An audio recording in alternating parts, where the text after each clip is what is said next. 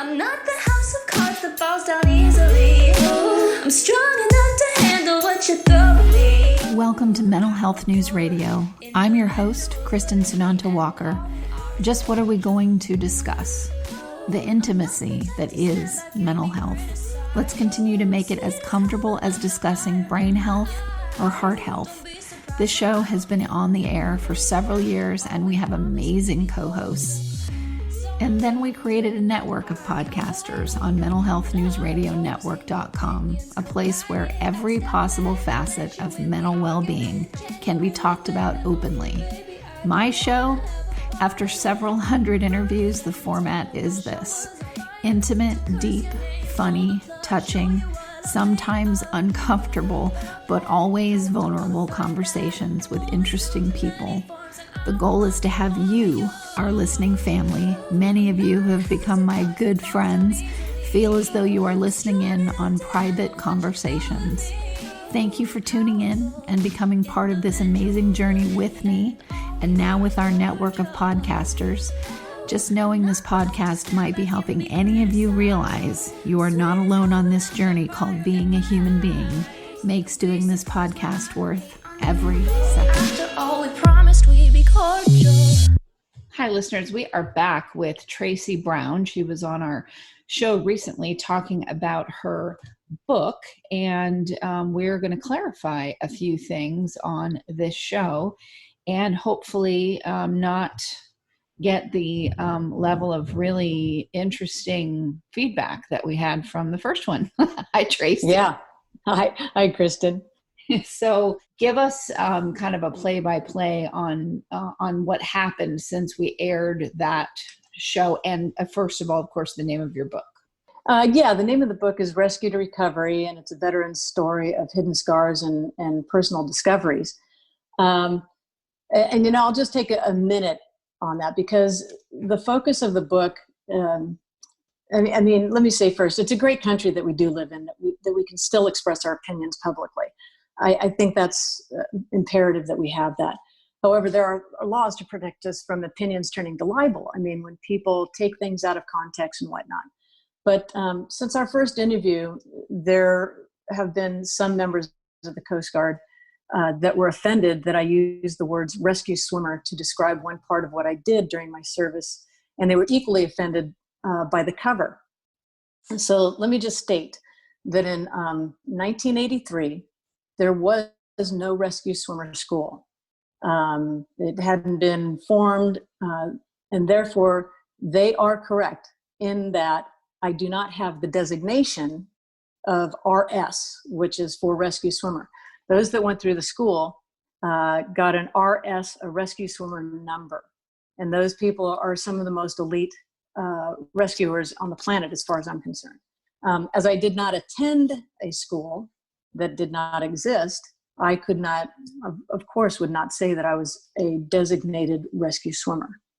I think there might have been some problems with the word designation because when I went through, and contrary to some people's opinions, there were local trainings for boat crew members who were to be swimmers as well as full crew members.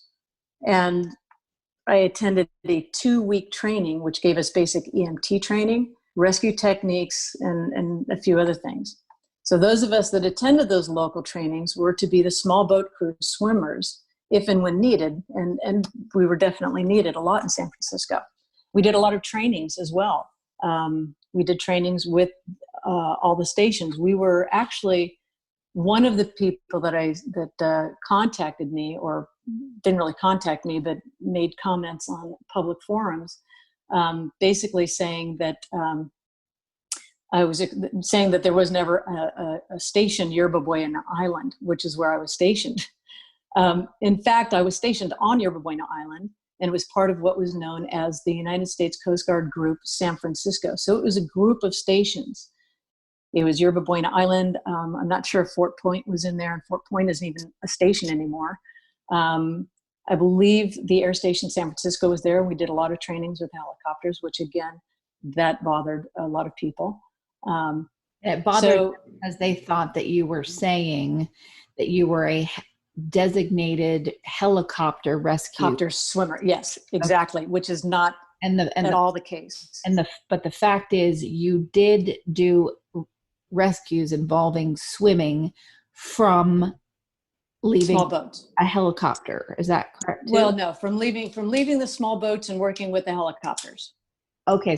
Gotcha. Right. Yeah, I mean, we did our first interview, and not once during that entire interview did you say that you were a helicopter swimmer. No. You were very clear on, this is, what I did. So yes, don't admit it. Yeah, go ahead. Well, I mean, I never felt misled, not that I would know anyway, but I certainly never felt like, oh, I was being misled or, or being told lies or anything like that. Because that was even though that's a big deal, it is a big deal to some people. Yes. But and understandably. Exactly. And it is a big deal. However, in terms of the breadth of your story, that was a very small part of the story. We focused really on the healing, the PTSD, the work that you do with physical therapy. Now, I mean, it was odd that it was this very introductory piece of facts about this, and this stated exactly how they were. And then the rest of the show was all this other information. Yeah. And I think part of it is, the title, Rescue to Recovery, and the cover, and they were very offended by the cover because some of those guys knew that guy. And I understand that. The cover though was really just trying to give an image of the title of the book, Rescue to Recovery, going from, being somebody, whether it's a Coast Guard person, whether it's a healthcare worker, whether it's somebody that rushes in to help somebody. These are people that rescue people and help people. And these are the people that many, many times need recovery. So the title right there is From Rescue to Recovery. And the whole point is recovery. What is the process of how we recover from these things? What is the process of the mindset of the person that may know that there's something wrong, but they don't really know how to fix it because we've been taught in these circumstances, whether again, healthcare or search and rescue or whatever it is, we've been taught to, figure it out, because a lot of times you're the only one dealing with this, or you've got a crew that's on a boat somewhere, but you've got to have critical thinking. So, it's not in our nature to ask for help. And the process, the book itself is really my process of getting to a place where I could actually ask for help. And, and a lot of things have changed since 1983. I mean, immensely changed. Exactly. I mean, 13. The Coast Guard, has so many more resources, and there's so much more specialized. And even my rating of quartermaster, which somebody accused me of not, knowing navigation and that stuff. The quartermaster rating is a navigational rating that has since 2003 has been rolled into the boatswain's mate rating. So my rating that I have my stripe for and everything, it doesn't even exist anymore. So that's how different things are, and I made the changes to my bio and I made the changes to the cover out of respect for those people though, that have graduated those things. And, I don't think there's anything wrong with saying, you know what, I respect you and I'll make those changes. Yeah. And I don't either. I want to give my listeners some context here. So basically what happened with my show and my network of, over 80 people doing different shows about all different facets of mental health. So, there's a lot of us listeners, as you know, and anyone new listening, this is what I put my own money into building this. This is, my life savings. This is a whole bunch of advocates that are out there, a lot of them, and many first responders, many veterans that pay out of their retirement or their job still as a first responder. They pay to do these shows. No one's sitting here, getting rich. That just isn't how it works. And I want to explain too that I know many, many authors. I know New York Times best-selling authors, and I know people who, are not on the bestseller list. I can tell you right now that unless you are a celebrity, you spend more money on publishing and marketing your book than you ever make. Absolutely. I'm one of those people. Exactly. So I paid for everything and I self-published, and it's not like I'm out there. I was accused of, oh, you're just using this to make money. It's like, no, I'm actually using this to get a message out. Exactly. It's a labor of love, not a labor of finances. Trust me, because I've lost a lot of money doing it. Yeah. And so anyway, the show comes out, and it wasn't just me that this happened to. I think I just maybe was one of the first people to interview you and talk about your book. The show comes out, and it is a rarity that we get, crappy responses to anything. In fact, less worse response was from a guy in Britain who is known as Britain's worst troll. And he actually is criminally insane and was in prison for harassing people. And he, got onto us because we had somebody else, a listener of our show, commenting on our posts. And so this guy latched onto us, and that was awful. The people that came after me and this network after doing your show was worse than the criminally insane guy. That's how bad it was. So these people latched on to verbiage that they didn't like. And we've already explained how that happened, but didn't actually read your book to hear how you said things, did not listen to the show that we did together, how you said things. Instead, somebody or many somebodies launched a full-on social media assault against my company, my podcasters, my volunteers, my interns, and their families, because they would go find who we're connected with on social media, and started, I got threats from people that I don't know. I got some of my family was threatened because they found me linked to different people.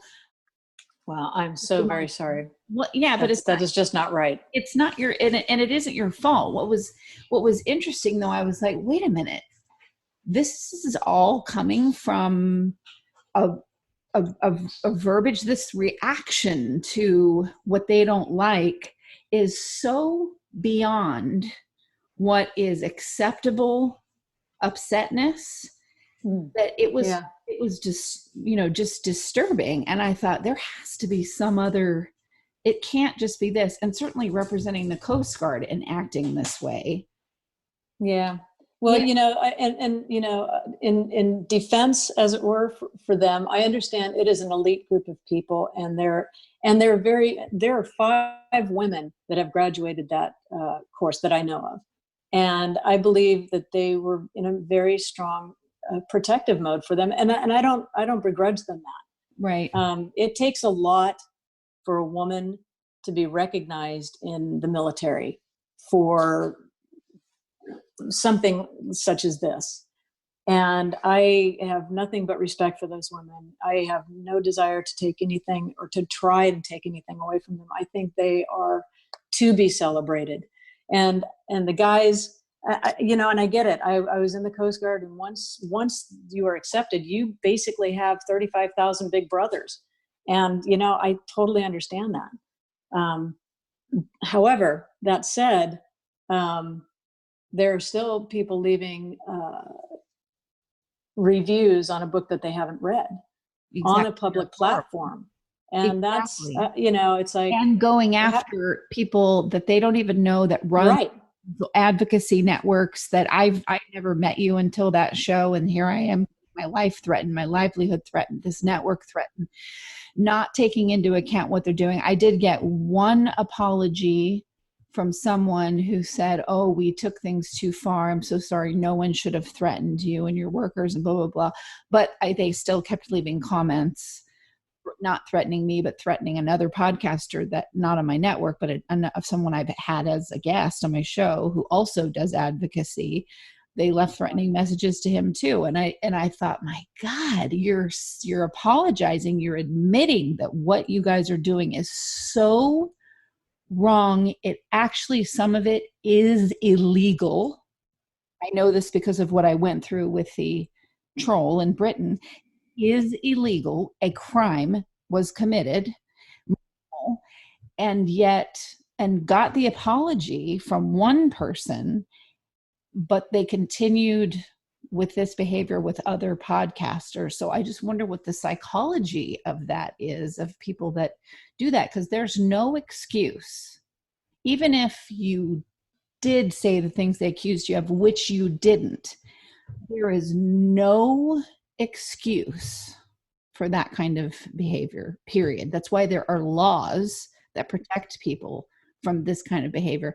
That's what was so surprising to me. Hey listeners, a quick but important notice for all the shows that we'll be doing for our first responders. In 2018, the number of police officers, firefighters, EMTs, and veterans, anyone who's considered a first responder, who died of suicide was greater than the combined total killed in the line of duty. More attention is being paid, but help is often elusive. Even with more available resources, those who are first in line to help us actually asking for help for themselves, that can be the hardest thing for them to do. Mental Health News Radio Network is working with Stepstone Connect to give voice to our incredible first responders.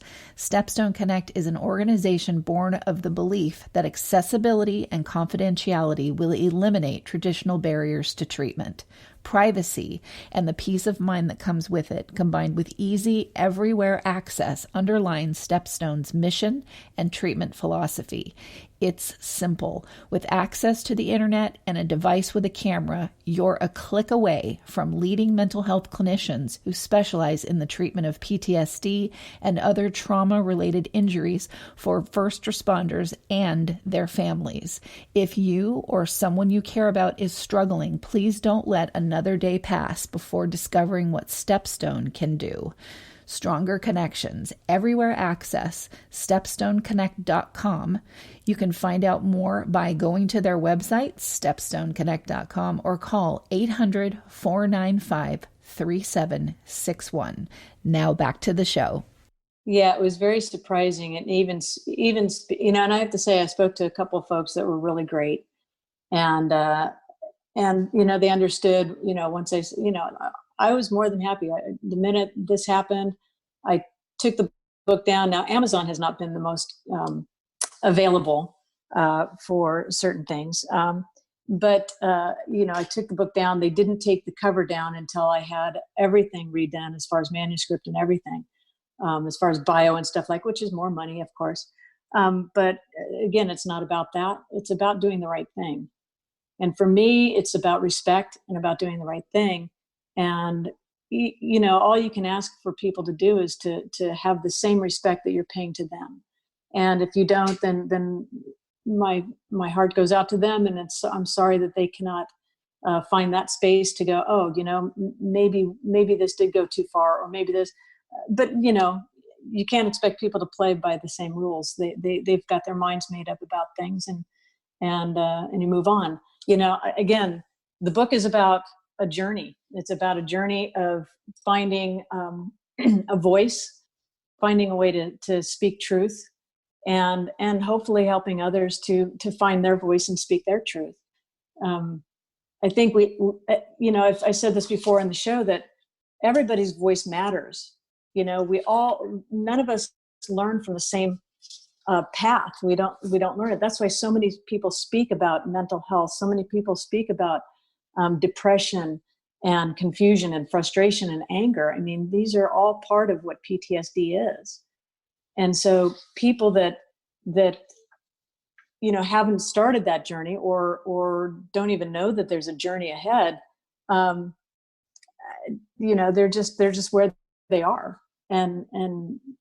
But I'm speaking my truth, and I'm writing my stories, and to hopefully help some people that don't know that it's really okay to ask for help, just as it is if you broke your leg. Right, exactly. If I break my leg, I'm going to go ask somebody that knows how to fix a broken leg to fix it. I'm not going to try and fix it on myself. And I tried to do that with my own psyche for years. And that's what the story is about. It turned into this big thing. And I've even got friends that are like, they're just raging because how can they do that to somebody? It's like, that's not the point. The point of the book is the journey of recovery.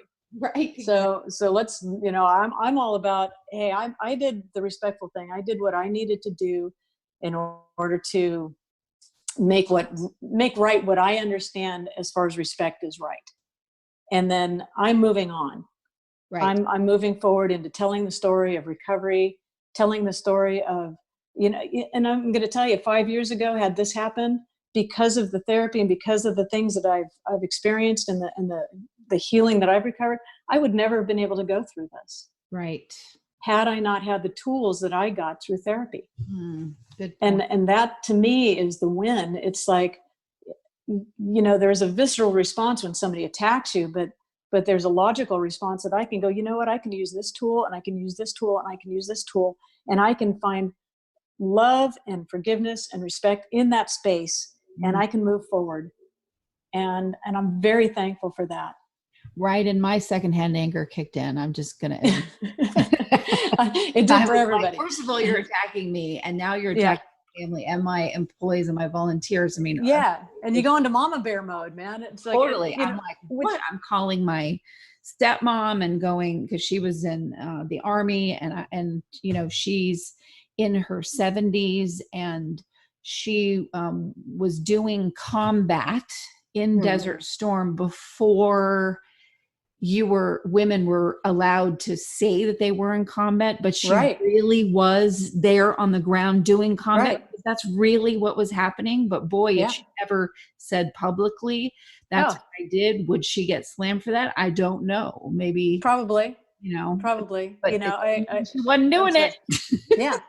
Well, and I spoke to, one fella, and he was, he'd been in probably longer than I was. And he's like, a lot of people don't know that in this, late 70s, early 80s, we weren't dealing with computers. Everything was on paper.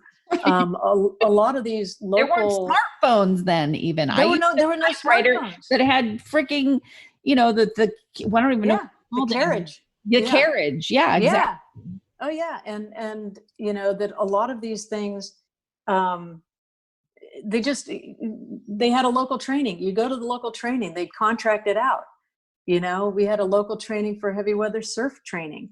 None of that stuff is in my records, because it's just like, that's what they did. It's like, you got a training. Oh, great. I want to go. Okay, great. Go. Here it is. And these guys are doing it, because they just didn't have the resources then. Coast Guard was under the Department of Transportation if you weren't in a war.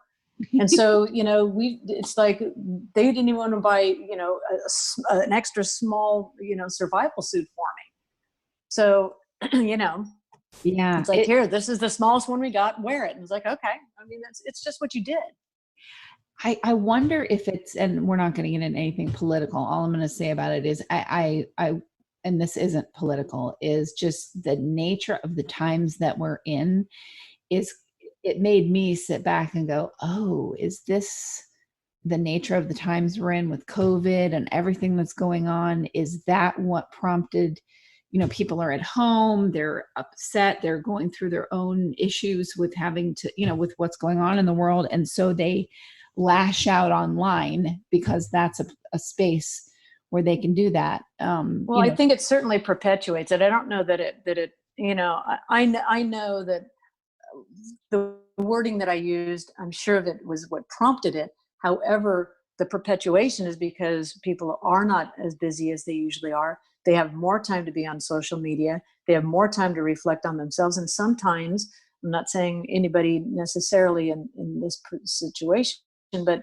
if something triggers you and you're isolated, I'm just going to say from where I was at one point in time, it's not manageable. Right. And therefore it spills out. And so, these times of, a lot of, I know for myself, and it's in the book, there were times that I would just stay busy so I could keep the voices in my head down, so I could keep it quiet. And so the busyness and that which, just doing anything kept me from reflecting or looking or taking a look at things that I needed to take a look at. So a lot of us in this isolation or these lockdowns or these, self-isolation, it's like, it's, for some people, it's just a little too quiet. Yeah. And I will say, because I don't think any of them are going to actually listen to this show either. So whatever. But They may. if any of you do, I want you to understand, those of you that signed me up to receive probably the most disgusting porn I've seen in Oh, since I was a geez. kid and shouldn't have been looking at it, and did that to a couple of my interns who have been raped, sexually assaulted, and then you signed us up for those things and then talked about being a mental health professional. I would say you did harm to other people that didn't deserve your ire, and neither did Tracey. You took it so far that you actually became a predator. So I want you to really think about going to therapy for yourself to understand what could possibly be going on with you that you would lash out in this way to people that you don't even know, and to a story you actually didn't read or listen to. Yeah. I'm Yeah. saying this with That's just so compassion. sad. Yeah. Yeah. Understandable. So, Yeah. I'm so sorry that happened. I mean, It's just sad that. I mean, I've interviewed some of the Bill Cosby survivors. I've interviewed, Right. we've done intense shows. Right. You're right. I used the same tools. Like when that British guy did his thing and was calling some of our podcasters and calling their businesses and whatever, and that was awful. And I was so triggered and traumatized. And this one was, it wasn't a great experience, but I was angry for a day, rightly so. And Yes. I was able to just go, well, that is certainly unfortunate. But I did not get scared. I did not feel chagrined. I wrote wonderful responses, and they were a testament to being a good writer and having those tools that I actually got apologies out of some of these people. So the skill That's awesome. Yeah. to take someone that inflamed and irrational to move at least a few of them to an apology, that takes a lot of work in therapy. It does. And not to diminish that, but it takes a lot for a person that is that highly inflamed to actually apologize. Yes. I mean, it's such a mutual thing that has to happen. The two of you that did make an apology and realize.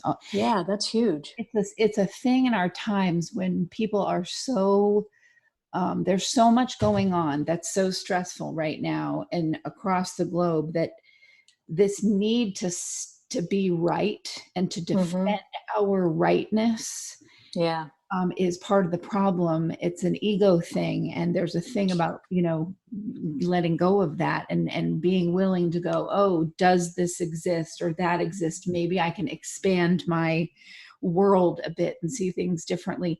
It takes bravery to do that. It's not. It does. I think sometimes people think that it's weak to, they say, oh, you caved. And I'm like, oh, no. It is the hardest thing to do, is to say, I'm sorry.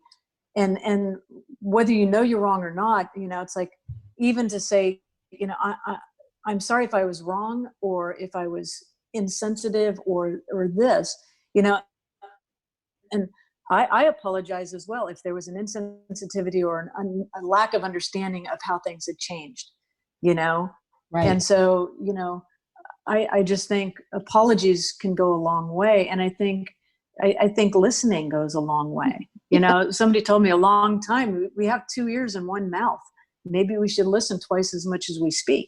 Ooh. And I mean, I think about that a lot, and I pause a lot when I speak, because I want to be deliberate with my words. I don't want to just throw something out there, because I understand how bad they can land sometimes and how hurtful they can be to people. And sometimes we just shoot from the hip, and it doesn't help. Right. Exactly. I mean, my first reaction, which, you're teaching me, you're helping me with my compassion levels. I know I have a lot I have a lot of it. Obviously I wouldn't do what I do, but I definitely can get inspired to go into mama bear mode for anybody, like Right. and so that can leave you blind in your own way too, to do that. But, Yeah. this was a good lesson in so many ways. I mean, I'm not glad that it happened to you at all. I wish Well, that those reviews, right back at you. yeah, I wish that those reviews would get removed, that people would think better of behaving that way. But, I wish some of the negative ones left about my show were removed. I think 2 of them were, but the people who never even listened to my show. But it's one of those things where you have something like this happen, and I've had this kind of thing happen, and now by proxy, right? And you go, God, this didn't kill me. Like, you still get up in the morning and you do your thing and you go, Exactly. and you're like, I didn't die. Okay, I didn't I can die. survive a lot. We kind of have a say. I have a sailboat, and we sail a lot. And one of our sayings when we get back to the dock, it's like, it was a good day. No one died. But I mean, perspective is everything. I think about what a lot of people are going through now with COVID, with lost loved ones and stuff. And, we are beyond blessed in that we have, we're just beyond blessed. I mean, the fact that I'm able to write a book and get bad reviews or whatever it is, it's still a blessing, because I live in a country where I can express myself freely, again, without breaking laws. And I'm learning, one thing that I'm really, really learning is that although in the midst of trauma, you talk about that, in the midst of trauma or in the midst of being attacked or whatever it is, it feels like, we're being stabbed or killed. It feels like some sort of an end, but it's not. It's just the beginning of another part of a journey. Exactly. When we shift from living in the trauma to processing it, and our whole goal is to thrive beyond it. And for me, what it really turns into is I want to be able to connect with people. I want to connect with my passions, which is this, and connect with my purpose, which is this. Passions too is like just being able to go and get on a boat. Or so for some people, it's, a passion is getting out and hiking or being out in nature, whatever your passion is.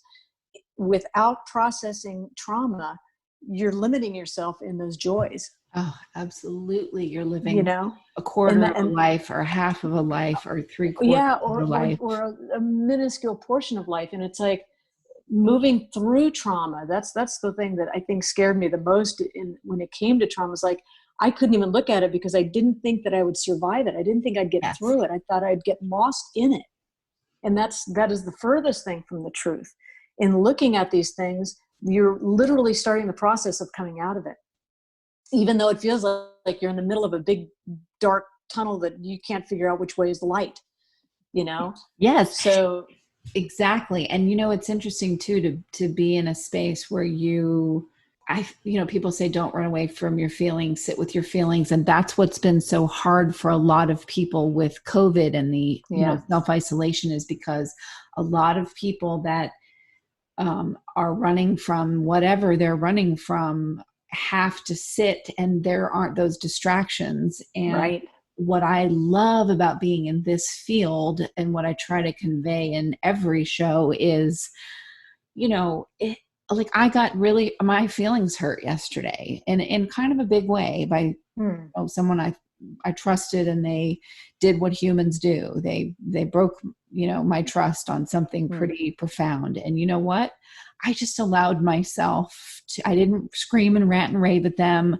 They wanted to get into a big discussion, and I put up a boundary and said, I really need to have a night of not talking to process this and be hurt, be angry, be whatever, and I'll be fine tomorrow. And our friendship is going to be okay. It'll probably be stronger, but you do have to give me a minute here, because I am human and I need to sit with these really uncomfortable feelings. Yeah, I so get that. That happened to me a little while back. And the first thing was, I was talking to a friend about it, and it's like, well, are you angry? And I'm like, yeah, Yeah. Well, no. Anger to me is the secondary emotion. And for the first time in a long time, I just literally said, I'm hurt. I am hurt by this person disrespecting me in the way that they did.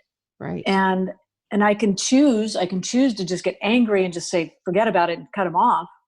Or I can say, I'm hurt, understand that I'm hurt, and understand that this person isn't perfect either. This life that we have, this life is a journey, and nobody got a roadmap in the beginning. Nobody got a roadmap. We didn't get a manual. I mean, some people like to think the Bible is their manual, which I think it's a great manual, but it's one of many.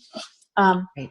But it's this adventure that we get to learn as we go, and we get to do the best that we can with what we have. And we also have the opportunity to grab tools along the way if we so choose, and the obstacles and the detours along the way, I know for me, for a while, led to a disconnection. Yes. Those pains and those traumas. However, and again, back to rescue to recovery, it was my process of how I learned to reconnect to the people in my life, reconnect to the passions of my life, and reconnect to the purpose of my life. And reconnect to yourself. And yeah, exactly. You're just reconnecting, and it's just these things are layers. And you know what I mean, in reality, and same thing with, with my show, your book, okay, the bad reviews, some of them that won't be taken down by people that didn't even read your book.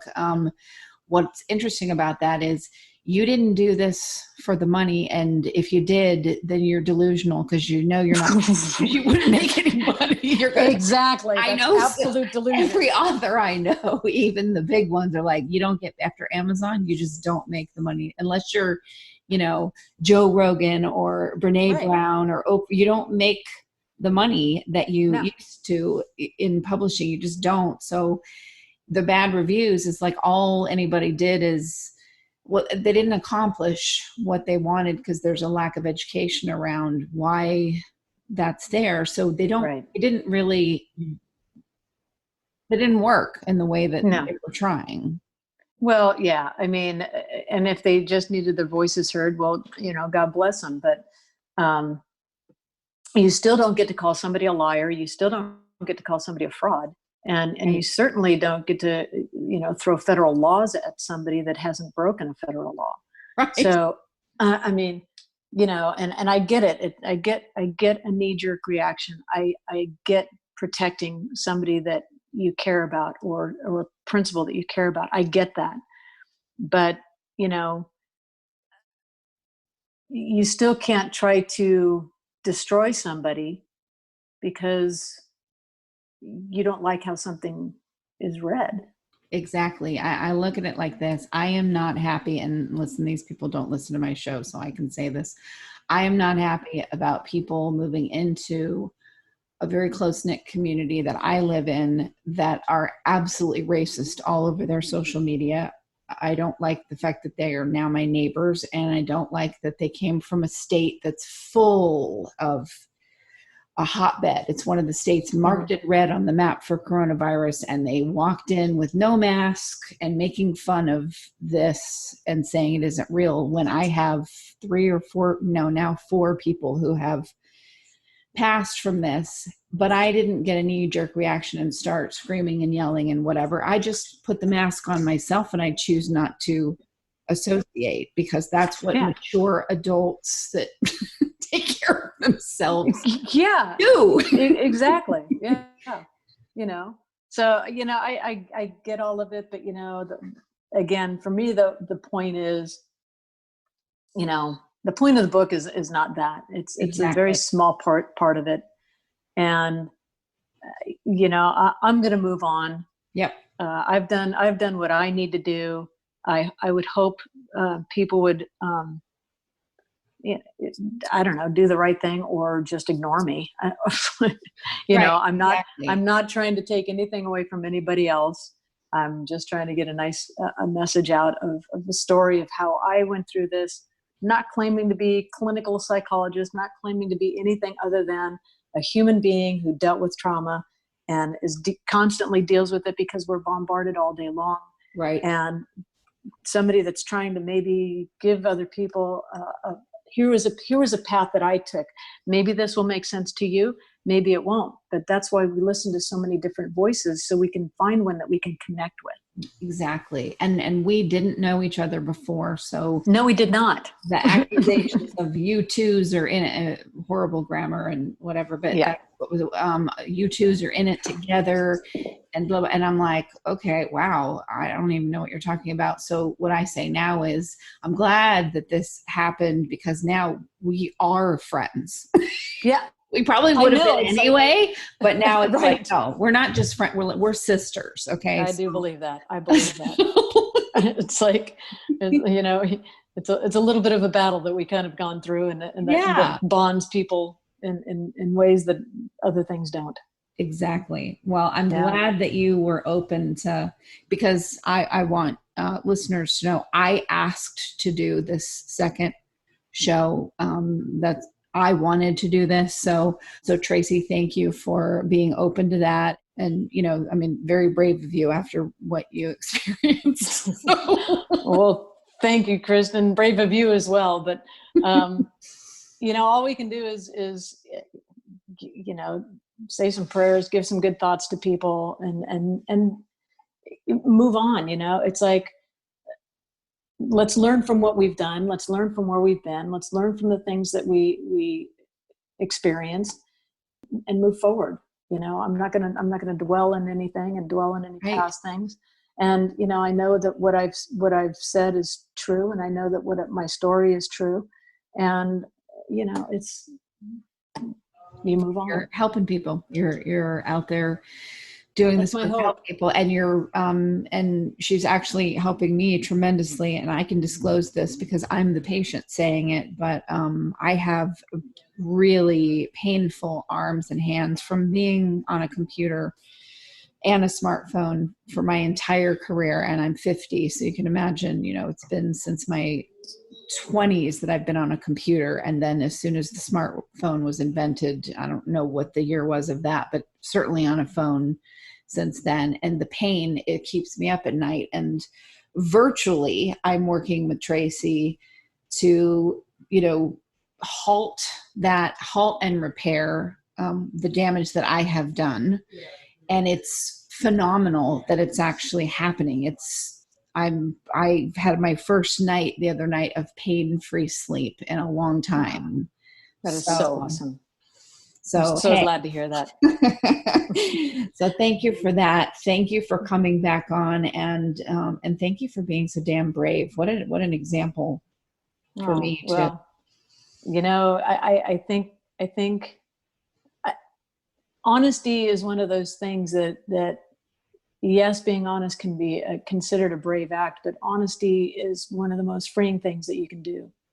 It releases a lot of things. It releases tensions. It releases hormones. I mean, and just speaking is tremendous. So I thank you for asking me back. I really do.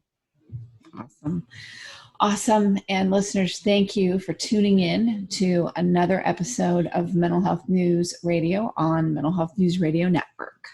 Sometimes I'm passive aggressive, but never without good intentions. I heat up and act on my emotions. Thanks so much for listening to Mental Health News Radio.